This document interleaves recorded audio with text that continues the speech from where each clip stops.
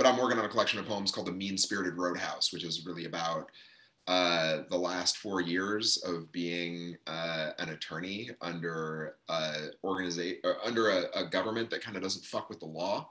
So that creates some contradictions. So I'm just gonna get into my poems here. This is the first one. It's called The Suit. When I taught poetry workshops in jail, it was made clear to me that the institution ran on uniforms. Inmates are put in what is somewhere between scrubs and a sack for obvious reasons. Nothing says resistance less than wearing the same thing people in inpatient treatment do. The guards are typically in cop-like blue, but it's so close to black that it can hide a blood stain. Their bosses, the high-ranking guards, are in tactical pants, but Grand Wizard white shirt. Crisp militancy is the vibe, shining on every badge, buckle, and baton. When I started, I wore what I had worn to teach in high schools and foster homes. The look could be described as cool English substitute who sits weirdly in chairs and rolls their own cigarettes. This was a very honest representation of who I was, but it was a terrible mistake to honestly represent myself in this situation. My cute patterned button-down with the light blue accent that tied perfectly with the secondary colors on my immaculate sneakers sent a clear message to the guards, and it was the wrong message. I was an ancillary person, teacher/social worker character class, there to do a thing similar to priests and imams, but none of the guards believed in this particular religion.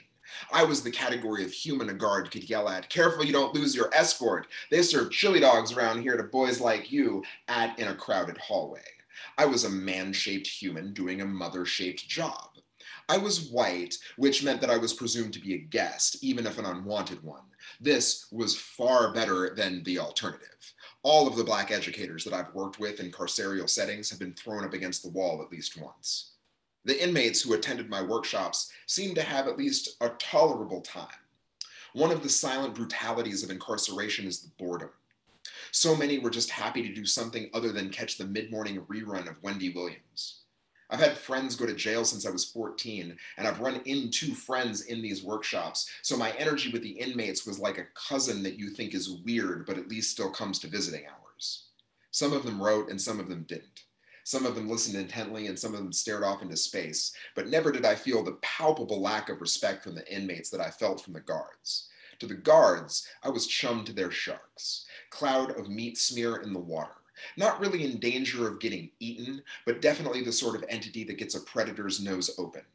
One of the last gigs I had was a weekly series at the youth facility at Rikers Island. One day I walk into the day room, and there's a dozen kids between the ages of 16 and 19, all sitting at the 2 metal picnic tables that they have bolted to the floor. Everyone has their hands folded neatly in front of them, with their eyes locked on the space between their wrists. In the corner, 2 other young men are having a fist fight.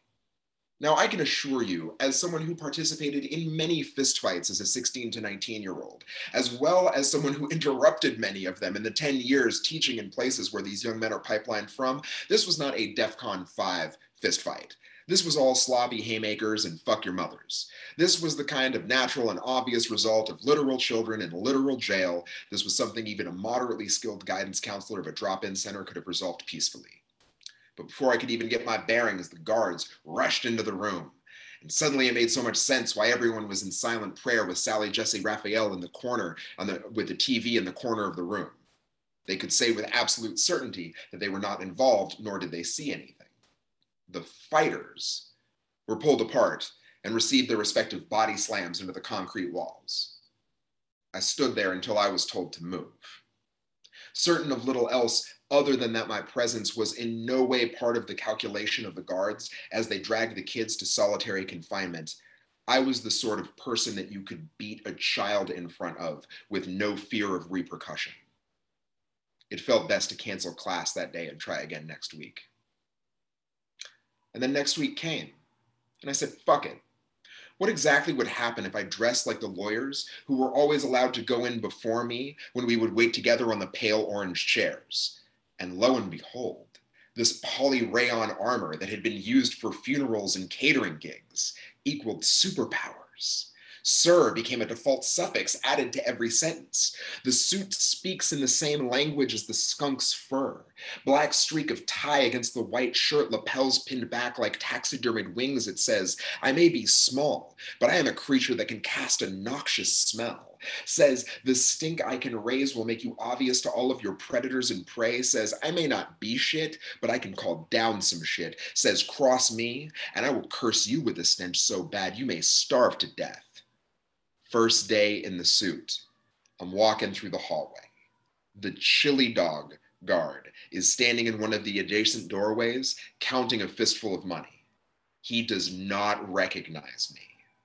I don't think he was up to any malfeasance, most likely to go on a Costco or lunch run, but he saw me see him, and he saw my suit. And then he covered his badge and turned his back to me to face the wall, like a rook sliding into the corner on the run from a bishop, like he had seen a ghost.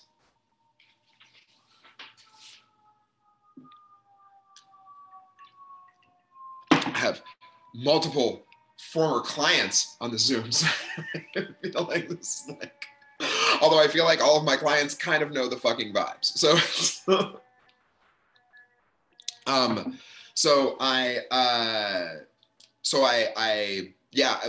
Like high key, low key, like that's basically what happened. Like I got really sick of like the assorted shit that I would take as a person teaching in these sessions. And so I'm like, hey, you know what? The person who dresses up like a lawyer really gets to seem to get the most fucking, you know, vibes. Yeah, exactly. It's like the leverage of passing, right? So then I go to law school and there's many poems that are forthcoming about such things. But then I got done with law school, and the thing about law school is that after you pay several $100,000, you then have to go through a 2 to 3 year kind of apprenticeship to anyone who will sort of take you in, because you have to wait like a year to sort of take the bar and find out if that works out. And there's this like built-in 3-year period, almost like they want to totally discourage anyone who's not at least like married to a spouse who can support them, or ideally has heredity money. It's almost like it's set up that way. But anyway, so this is my this is what was going on for me between 2014 and 2017. The season of the eye twitch. I am very good at sitting in a small room with someone and helping them tell the story of the terrible things that have happened to them. I decided to become a lawyer in part because of the available spectrum of jobs where that is the primary verb that you are paid for. Lawyer, by far, pays the best. So I quadrupled down on an already sizable student debt, because even bad lawyers make more than brilliant social workers. If my lot in life is to be leaned on by half-wits who fail the vulnerable in their care, I might as well make it a better class of half-wit. However, this presumes that said half-wits hire you. And after my 10th rejection email that told me that I was, quote, so passionate, and that I would make some other organization so happy someday, a whole new kind of dread started to seep both into and out of my skin. It was clear that I had skated too far out onto the thin ice of the nonprofit industrial complex. The hissing cracks under my feet followed me with every step. Thus began the season of the eye twitch. Sometimes it was just a slight twinge under the left lid, like a quick rub and it was gone. And then other times, it was like this thumb-sized cockroach in death spasms where my temple hits my cheekbone. What do you call a lawyer who's over $250,000 in debt and can't get a job? Have you heard the one about the guy who tried to Super Mario Brothers jump to upper middle class status and missed, thereby dragging his long-suffering partner down into a bottomless pit? What do you get when you're a house both underwater and on fire? How many times can you see that disappointed look in the faces of your loved ones and not deduce the common factor? Can an albatross of debt around your neck choke you to death if no one can see it? What's the difference between a lawyer and a catfish? Is bottom feeding better or worse now that I have to wear a suit to do it? How many lawyers does it take to tell you that you have made a terrible, life-shattering mistake? Every morning, shot a depression anxiety speedball between my toes. I made a new word for the sickly high, depranctious. I checked my email in a desperate scratch so often, my predictive text came up with a word all on its own: refretting. Every month, my student debt calculator made a sound like a slot machine gushing in reverse. Every day I was 9 years old again, smiling as wide as I could during dinner as my throat folded in on itself, quietly keeping a brave face quietly keeping a face brave as drywall with a fist through it, showing the world a can-do attitude while my insides melted to slag iron. Every day I was 19 years old all over again, submitting to be searched at the end of my cashier job at Hot Topic, disgusted at my gullibility for taking a job because they said I could keep my mohawk, only to find out that I needed to let my manager go through my pockets before I could go home each night. Every day, being a lawyer felt more like being a ditched prom date. After long enough, I wasn't even angry at the jobs for not showing up. I was madder at myself for ever believing that the invitation wasn't a prank. The Buddha recommends thanking even the earwigs that bite your lips for giving you an opportunity to be more aware and compassionate. I will say, there is something to be said for learning how to cry on the subway, on the way to yet another job interview, and still maintain some semblance of dignity. This was around the time that I started to keep a pocket packet of tissues in my briefcase. This is how I learned the necessity to always carry something soft.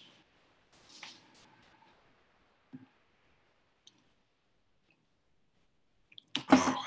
So eventually I did get a job and I met a very nice organization, met a very nice young woman named Gia Kagan who hired me to be her staff attorney at the New York City Gay and Lesbian Anti-Violence Project, where I went on to be their senior staff attorney. And what I did for AVP mostly was represent fellow queers who were applying for asylum. So what that means legally when you apply for asylum is that you have to prove to the government in various different venues, some in paper, in testimony, not only that you are a person of like a particularly protected class or characteristic, and that because of that, you're being attacked and you're being threatened. So it's like, because you're religion, race, sexual orientation, gender identity, you are being persecuted either by the government or by government actors who the government does not really care about enough to stop. So what that meant for me was proving that people were gay. Right? Let's start there. So first I got to prove that you're gay. Okay. And then I got to prove a bunch of horrible shit that happened to you specifically because you're gay. Now, technically, it is also true to say that it happened because you live under patriarchy and homophobia. However, that's not how the US government would like it phrased. They'd like it phrased the other way, where, no, this happens to you because of who you are, which, as you can imagine, creates some both internal and external tensions. So this is a little poem that I wrote about it. I made a rookie mistake of putting both my drink and the, which was basically just like straight liquor in a cup with a glass of ice in it, or with a thing of ice in it, and my seltzer water in the same looking glass, so I can't tell them apart all the time. Anyway, here's, this is proof of queer life. Proving that you're queer enough to deserve asylum is more science than art, more baking than cooking, more important that the ingredients are all in proper proportion than that they are fresh. It's all going in the oven anyway. Pictures are key, 8 to 10 at minimum, but more if you've got them. At least a few taken outside. Proof of the queer life to be shown to the world. Proof that America isn't like those other girls. Say what you will about the corporate pink wash of pride parades, but that rainbow spackled Doritos truck makes a hell of a photo op. Make sure you've joined all the support groups. Make sure that your therapist is in touch with your lawyer. You'll need as many people as possible with as many letters after their name as possible to swear under penalty of perjury that they are sure that you are gay enough to die for it. There is nobody more true scummy than the Department of Homeland Security. So if you're trans, but aren't in the process of chopping something off, they just call it playing dress up. Pictures with a partner are perfect. Out to brunch, holding hands. Kissing is okay, but no tongue. Same with the pics from dating apps. No face, no case also applies in this space. The government can't ask explicitly who and how you fuck, but they will always ask about your quote relationship. They'll want to hear a story Disney movie free from sex but drizzled thick with the love that they can recognize, like a cashmere sweater over the shoulders and tied at the heart of a non-threatening gay neighbor in a primetime sitcom. Screen grabs of an all caps faggot left as an Instagram comment are a cherry's jubilee. Flaming fruit that really brings the whole dish together for pictures of scars. Filters are your friend. Toggle a few dials to make that keloid really pop. The story, of course, seals the deal. It must have the range. The roller coaster makes its magic from dynamic oscillation, so make sure there's a few shards of joy, sprinkle them in the piss on the grade school bathroom floor. Sneak some chocolates and a love letter to a cute bank teller to make the smell of the gasoline in the back of the patrol car crawl into the nose even deeper. It all must be as high contrast as the Black Times New Roman against the white multi-use copy paper in a short, concise manner. Be able to explain exactly when you knew what you are, as if any bird can tell you the sound when their eggs started to crack in a short, concise manner. Be sure you can properly opine as to the motivations of your rapist. You'll need to say with absolute certainty that they raped you because you're queer. Otherwise, it doesn't count towards your evidentiary scorecard. Never mind how those thoughts already live under your skin as an inky cancer, how saying them aloud rubs as raw as the burlap sack did against your face. Flatten your agony to an 8.5 by 11 sheet as relatable as an Ellen opening monologue. We are here to wet up 2 cups of blood. Remember, it doesn't matter if your story is true, if no one buys it.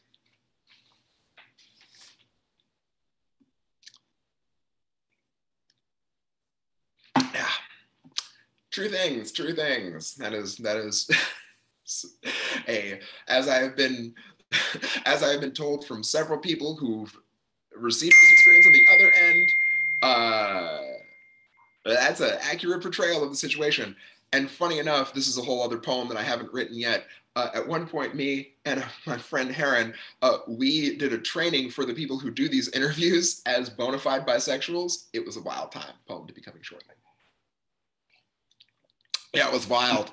I got asked how many dudes I fucked. It was crazy. It was crazy. Crazy. I said more than 5, probably less than 100. Might have been wrong. Don't know. Who's to say? That's actually a good segue. So I'm going to do a couple of poems because my sets are a lot of pain and death. And I don't want to fall into the trap of what I critique in Proof of Queer Life, where it's just like nothing but fucking queer agony that's like weirdly desexualized and like kind of like put up for the cis heteronormative gaze. So I'm going to do 2 poems. They are short. I want everyone to know they are like about fucking and nothing bad happens in them. Okay, it's a real, understandable assumption when I start doing a poem that something really bad is going to happen.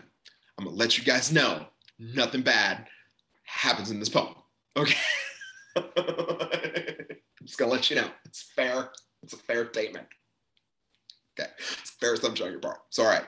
So this is, I'm doing like a little smaller series within the Mean-Spirited Roadhouse series. This is a series called The Ongoing List of Exceptional Orgasms, because really there's a lot that are just like, you know, it's Tuesday. We're just trying to go to sleep here. We're just trying to, but then there's some where it's like, we got it done. Way to go.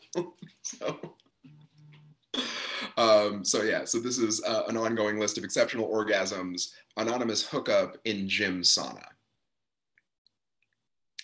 The flirt of no eye contact, of coughs and deep breaths, of shifts of body and cloth, of drape. The air is thick and he is breathing slow.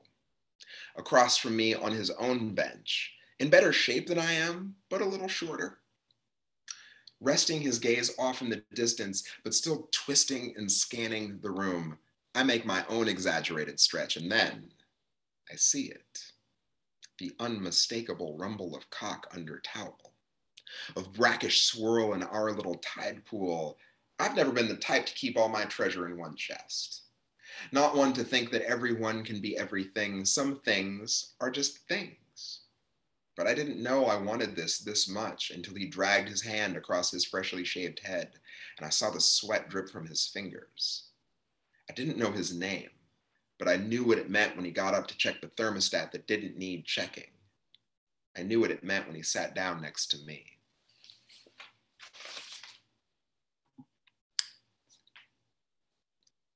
All right. Things you miss in the time of Corona that like are obviously not like in like many other greater tragedies have happened than the death of cruising for the time being. But I just feel like up there with not walking around with a bunch of shit on your face is just a thing that I'm just mourning. All right, there we go, another one here. This is an ongoing list of exceptional orgasms tied to a bed and blindfolded. On her bed, it was pitch black. So dark, I couldn't feel my body except for the parts that she touched. My hands, that cast spells and type faster than I can think, my hands, that wave people into silence and speech, my hands, had nothing to do but hold their own fingers. I try to keep the edge a safe subway platform distance away, a good foot or two from the well-marked abyss. In my dreams, I can always find a car to drive away from whatever is trying to kill me, but the brakes never work. I can't name 6 things that have sought my loss of control that did not also seek my death. When I take the subway, I sometimes look over the yellow border, but only when there are no lights in the tunnel. That day in her bed, I dug the restraints into my wrist to get some sense of direction, but there was no more where or even what of me. No matter how I moved, I was just a moan that ate, just a want that wasn't full, but could accept for once the wanting.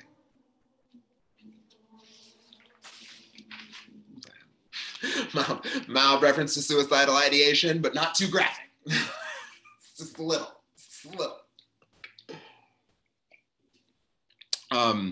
Okay, so this is, while many things have been fucking horrific over the last 4 years doing all of this, like lawyer shit, there have been some really fucking amazing moments. And so I'm trying to like solemnize those as well and like make sure that, you know, roses for the living and all that. So this is in praise of the protests against Executive Order 13769. For everyone that showed up at the airports during the first, quote, Muslim ban on January 28th, 2017, after Martina Spada. Praise the email blast that crashed in a tide of tiny chimes, the 1,000-deep Excel spreadsheets of people who were willing to leap like frogs from a dynamite pond. Praise the listserv. Praise the listserv makers.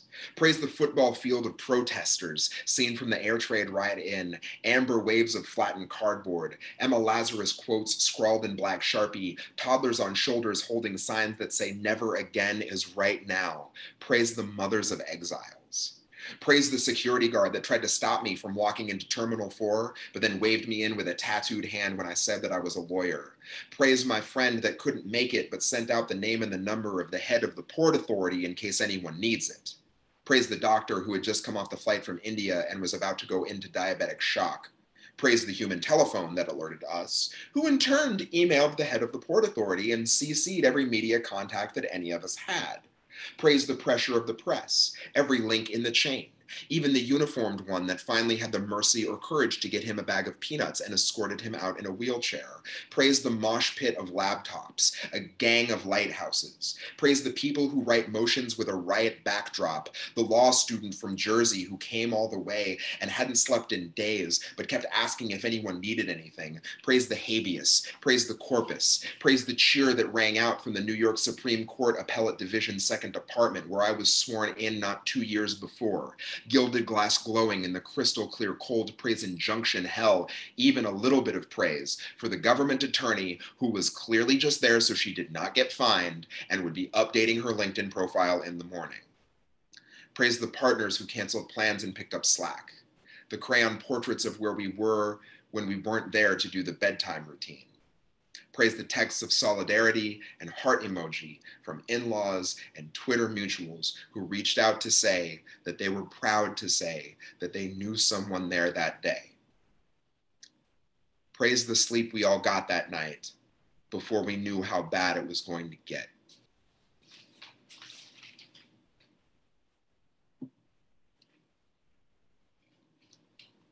Oh, I got 2 more, Ben. Is that cool? Is that cool, people? Is that cool, everybody? Okay, cool.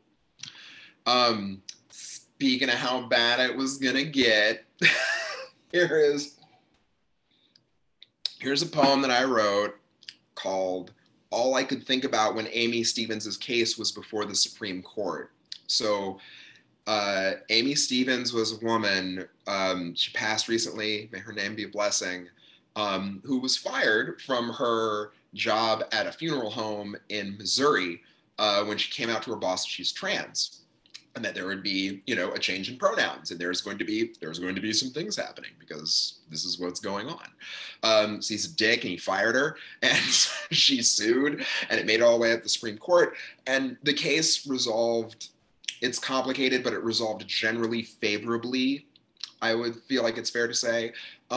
But the thing that really I thought a lot about and came up a lot during the oral arguments and was just like a lot of thing is like the bathroom thing. Like instantly, anytime we talk about trans people, what we're actually talking about is trans women, and what we're actually talking about is trans women using bathrooms, and what we're actually talking about is non-passing trans women using bathrooms, because if you were a cis woman and you saw Laverne Cox in a bathroom, if you didn't already know she was Laverne Cox, you would just be generally intimidated by the level of glamour, but you would not really think twice other than just the insecurities it brought up. What we're actually talking about is a non-passing trans woman in a woman's bathroom. And then instantly it becomes all this whole other discussion. And I'm gonna let the poem do the thing now.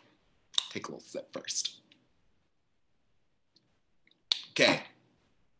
All I could think about when Amy Stevens' case was before the Supreme Court. Tell me Brett Kavanaugh isn't exactly the kind of guy who would sneak into a woman's bathroom.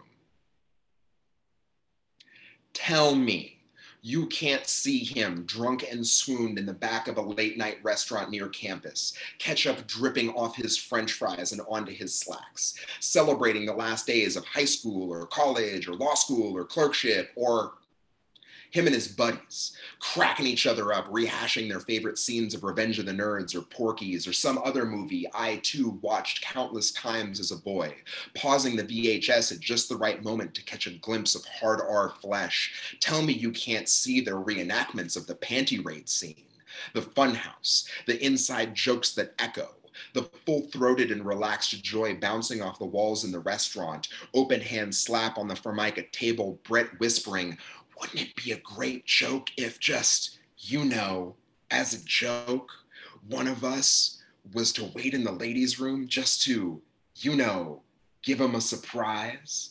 It'll be hilarious. You know, like how weird it is when you expect to find one kind of person in a place, but really it's this whole other kind of person. Like how in all those movies, the boys just want to have fun. And sometimes the boys sneak or lie or even dress up like girls so they can steal a glimpse or a kiss, but it's just a joke, no big deal. And the girls run amok and shriek, and they know it's a joke, so they know not to make it a big deal. And tell me you can't see his friends are failing to keep it together as Brett sneaks into the bathroom when no one's looking. Tell me you can't see them choking on their laughter as the door closes behind them. Tell me you can't hear it when she screams.